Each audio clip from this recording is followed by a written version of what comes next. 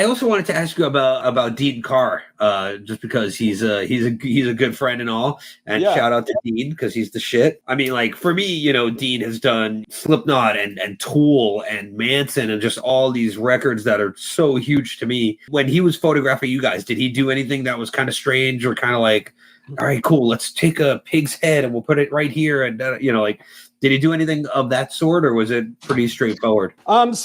So the original concept for the album was we shot a whole photo shoot of a concept that we never ended up using, because the original concept was to be like a carcass of a cow, like opened up, and inside of it was going to be the flower. He ended up going up to the Bay Area, and it was shot at my house because I lived with a bunch of roommates, but we had a big house.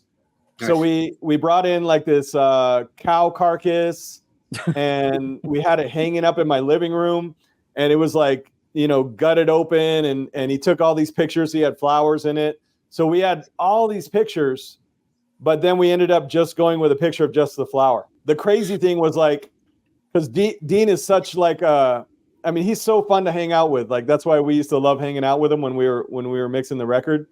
And even when he was up there, like I had like a creek on the side of my road on the road. It was his idea, not mine. But like, right.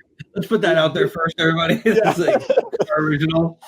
We basically like took parts of the cow and like wrapped it in like plastic, and it looked like someone dumped a body. And we just left it there. You just left it there. Yeah. Okay, cool. I mean, I don't know what happened to it or anything like that, but that's what young people do. Any of the roommates bummed out that you're like, today I'm going to bring a cow carcass into the living room. You guys cool with that? No, everybody was like, they thought it was a shit. Where does one get a cow carcass?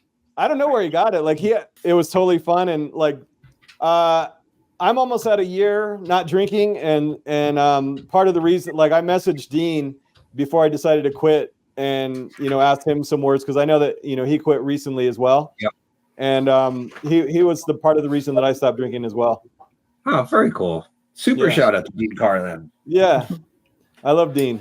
Once your guitar parts were done, did you still hang around the studio watching the bass tracks and Rob doing stuff, Rob vocals? Were you hanging around this whole time? Yeah, we were living there. We were living at the studio, so we were just one of the things was like, it was kind of like we lived in a cabin, and there was tons of spiders.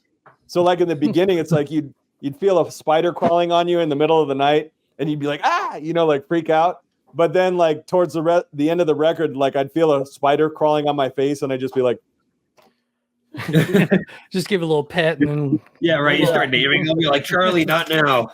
I'm trying to sleep. Slipknot's gonna be here in 20 minutes. I gotta get a nap in. Yeah. Right. Actually, that was gonna be a question of mine too, just regarding recording at Indigo Ranch, because that's in Malibu, which puts you pretty much in Los Angeles and Hollywood and all that. Was that difficult to do just with just the sort of like the pressures of Hollywood? Like just the pressures of Hollywood, or just like being that close to places like the Rainbow and the Whiskey and all that? Did that ever affect things at all? Like, no, not at all. Like, because it's still a drive, and then even when you get into Malibu, then you have to go up like this windy road for like 20 minutes to even get to the, so we barely, it was like living on a farm basically. Even though we were like an hour away from the Rainbow, we didn't, by the end of the day, we weren't like, hey, let's go to the Rainbow now. Right. So, but when we were mixing the record, we mixed it in LA, and that was like partying every night, especially because we didn't have to play anymore. Right. So it's like the work is done now. It's just like, all right, great. We have like 3 weeks to just fuck off for a while. Exactly.